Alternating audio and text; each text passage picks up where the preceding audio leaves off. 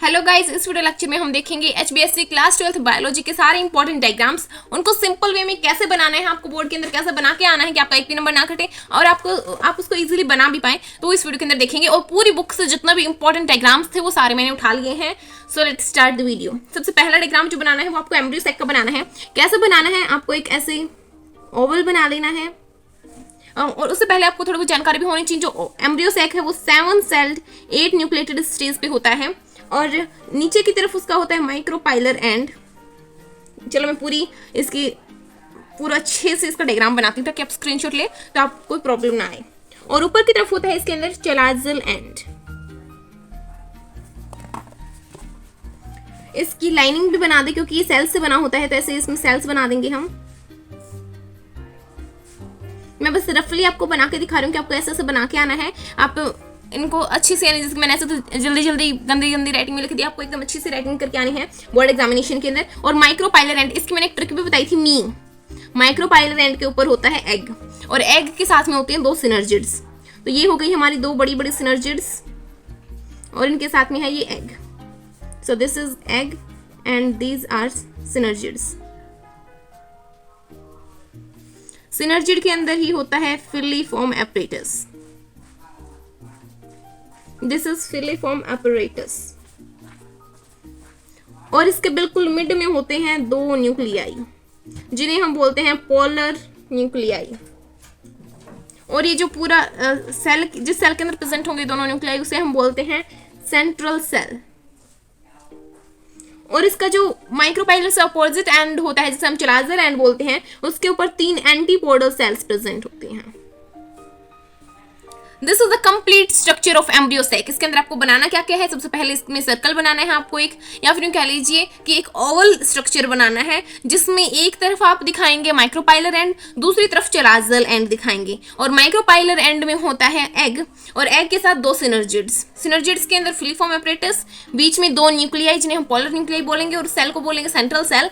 और chalazal end की तरफ 3 सेल प्रेजेंट होंगी जिन्हें हम एंटीपोडल सेल्स बोलेंगे, एंटीपोडल्स। तो ये था एम्ब्रियो सैक का डायग्राम। ऐसे ही अगर हम देखें टिपिकल डाइकोट एम्ब्रियो का डायग्राम, तो वो कैसे बनता है। देखो ये ना आपके जो सैंपल पेपर में आ रखा था उसके जस्ट ऊपर वाला है। आपके सैंपल पेपर में ये आ रखा है L S of embryo of grass. तो ये कैसे बनाना है ये भी देखेंगे, as well as typical dicot embryo. ये जस्ट इसके ऊपर है तो ये भी आपके एग्जाम में आने के चांसेस है। इसको कैसे बनाना है, आपको ऐसे 2 स्ट्रक्चर्स बनाने हैं। पहले तो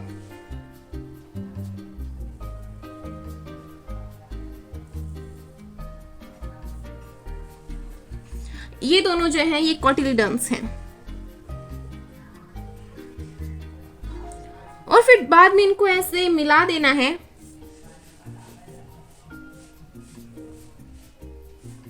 और ऐसे थोड़ा सा पार्ट उभरा हुआ दिखा देना है। ये जो उभरा पार्ट है इसे हम बोलेंगे रूट कैप। और ये जो नीचे की तरफ पार्ट आया है इसे बोलेंगे रेडिकल।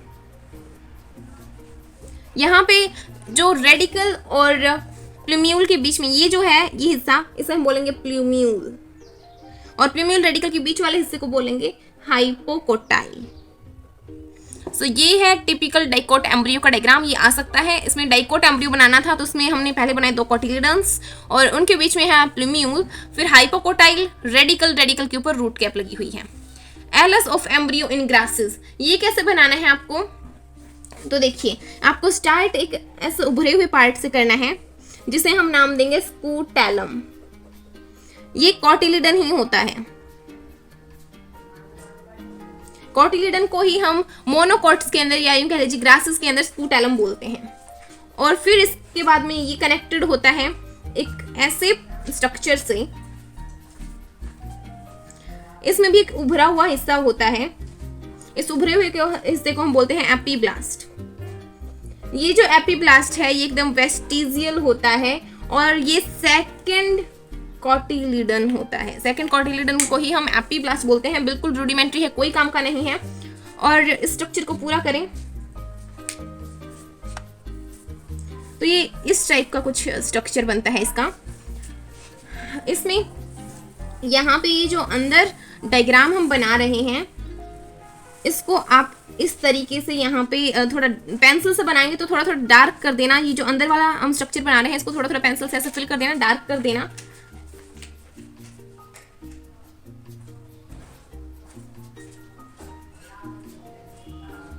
अभी आप इसे मेरे साथ साथ ट्राई कर सकते हैं, मेरे साथ साथ बना के देख लें। चलो अब इसकी नेमिंग करते हैं। इसमें ये जो नीचे नीचे है उससे पहले ये देखते हैं कि ये जो है ये है रेडिकल, और ये जो हमने बनाया अभी अभी ये है रूट कैप, और इसके ऊपर रूट कैप के ऊपर जो स्ट्रक्चर बच गया ये है कोलियोराइजा। ये एपिब्लास्ट है, ये हमने कर लिया। यहाँ पे जो हमें दिखाई दे रहा है ये है शूट एपेक्स। शूट एपेक्स को ये कवर कर रहा है एक लीफी स्ट्रक्चर जिसे हम बोलेंगे कोलियोप्टाइल। तो ये था हमारा टिपिकल एक एम्ब्रियो ग्रासेस का। अब हम देखते हैं कि स्पर्म का स्ट्रक्चर क्या है। उससे पहले हमने जो अभी डायग्राम बनाए हैं इनको बुक से देख लेते हैं कि बुक में कैसे दिए गए हैं और आपको अभी बनाने कैसे हैं। देखो बुक में ये जो एम्ब्रियो साइक वाला डायग्राम था ये ऐसे दिया गया है और आपको ऐसे बना के आना है। ऑलमोस्ट सिमिलर है, लेकिन आपको अगर कोई बनाते हुए दिखा देता है तो फिर आपको बहुत ज़्यादा चांसेस होते हैं कि वो याद रहेगा। वहीं ये वाले जो डायग्राम्स हैं ये ऐसे दिए गए हैं, plumule, cotyledon, hypocotyl, radicle, root cap. तो ये आप देख लेना, एनसीईआरटी के पेज नंबर 35 के ऊपर आपको गिवन है। अब हम देखते हैं स्ट्रक्चर ऑफ स्पर्म। स्पर्म का स्ट्रक्चर आपको बोर्ड एग्जामिनेशन में कैसे बना के आना है, इसके आने के चांसेस हैं, और वो भी 5 मार्क्स के अंदर आएगा अगर आएगा तो। अभी हम देखते हैं इसका स्ट्रक्चर कैसे बनाना है। आपको सबसे पहले स्टार्ट करना है इसके हेड से।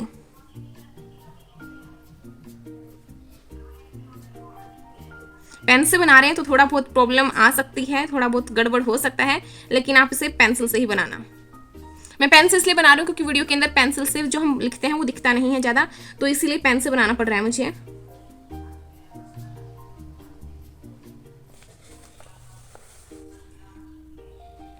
सबसे पहले आपको एक ऐसा स्ट्रक्चर बना लेना है, थोड़ी मछली टाइप का स्ट्रक्चर बन गया है। इसमें क्या है, ये मेरे से मिस्टेक से हो गया है, ये ऐसा पोर्शन मत निकाल देना यहाँ पे।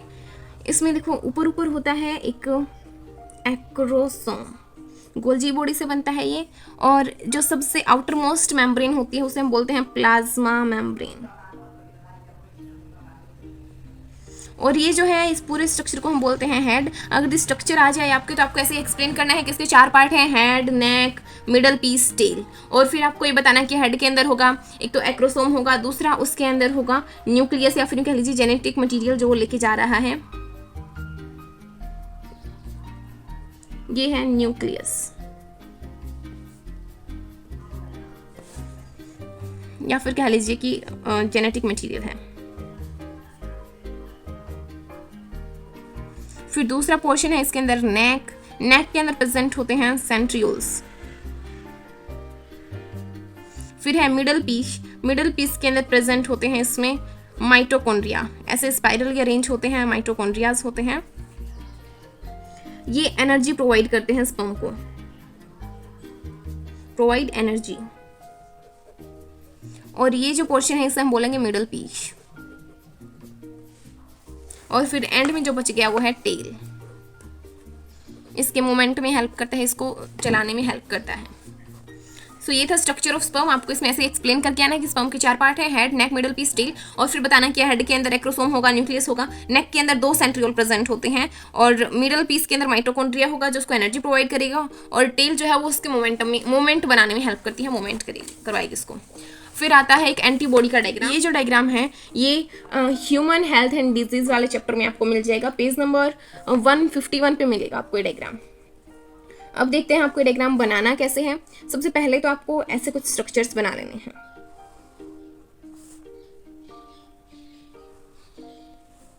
सेम टू सेम इस साइड बनाना है।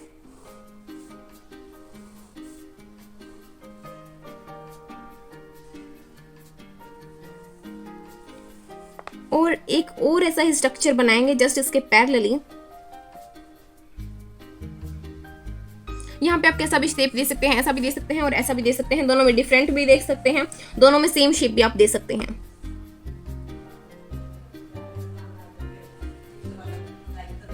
ये है एंटीबॉडी का डायग्राम। इसमें ये जो है इन चेन्स को हम बोलते हैं लाइट चेन्स।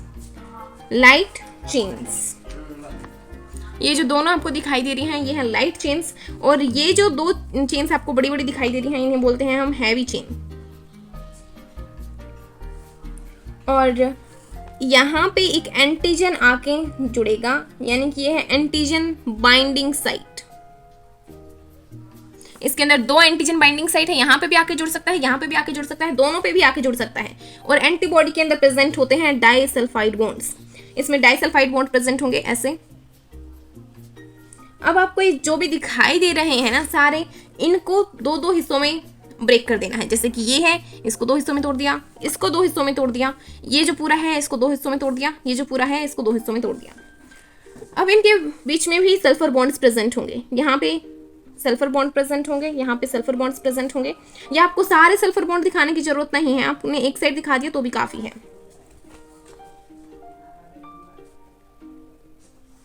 ये दो सल्फर के बॉन्ड्स हैं,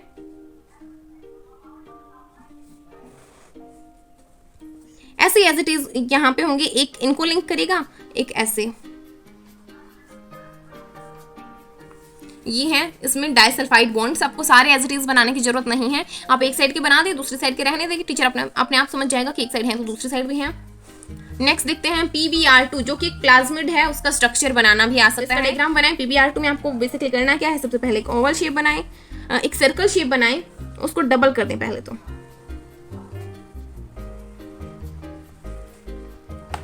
आफ्टर देन आपको ऐसे उसको कुछ पार्ट्स में ब्रेक कर देना है।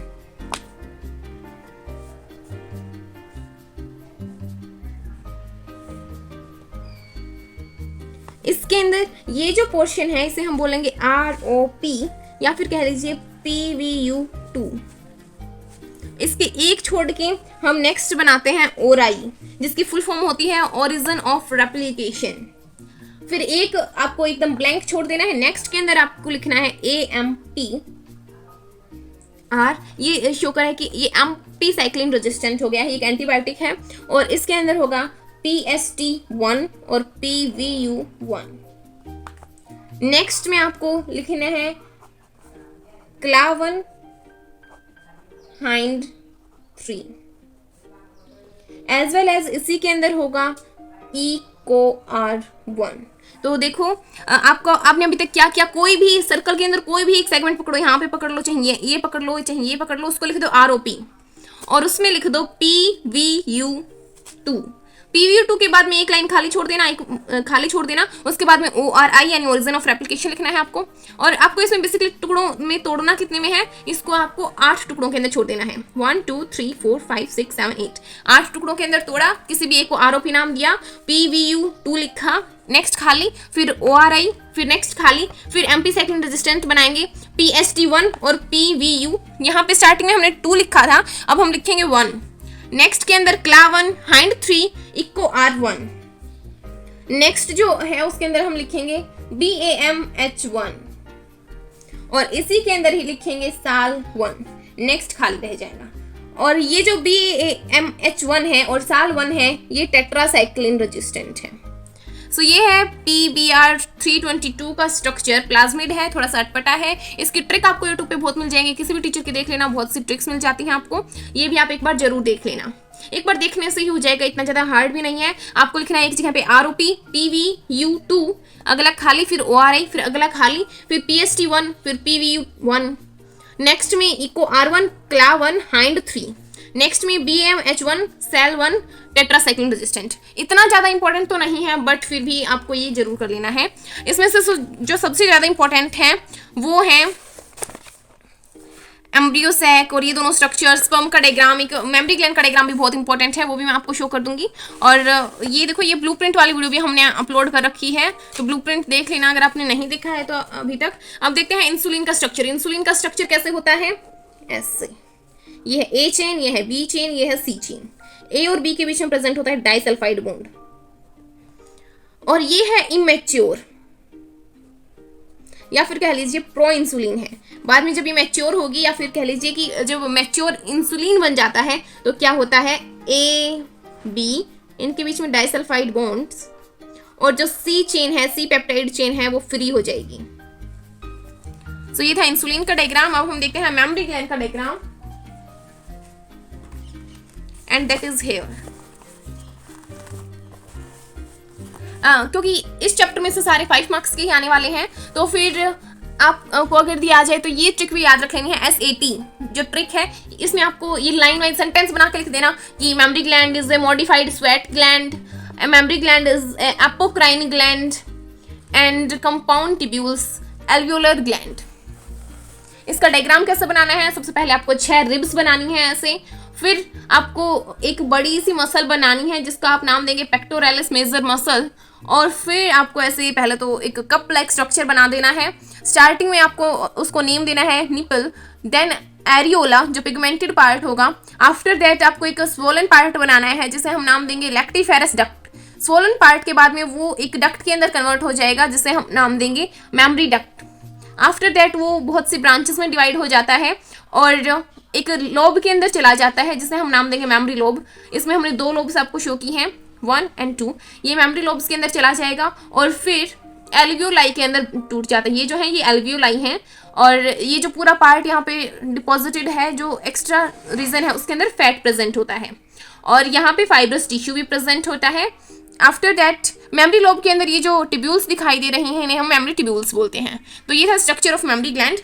ये है सारा हमने कर लिया है, ऑलमोस्ट सारे इंपॉर्टेंट डायग्राम्स हमने देख लिए हैं। ये तो थे वो डायग्राम जो बनाने आ सकते हैं, और बाकी जो कुछ डायग्राम हैं जैसे कि 15.1 में आपको ऐसे पाई चार्ट दिए गए होंगे, फिशेस कितनी हैं, कौन सा मैक्सिमम है, तो वो वाले डायग्राम जो है वो आपको अभी भी देखने पड़ेंगे, क्योंकि ये तो ऐसे डायग्राम्स थे जो आपको बनाने आने चाहिए, और बाकी के जो डायग्राम है वो आपको एक बार देखने चाहिए क्योंकि उनमें से छोटे क्वेश्चंस बनने के चांसेस हैं। Thanks for watching.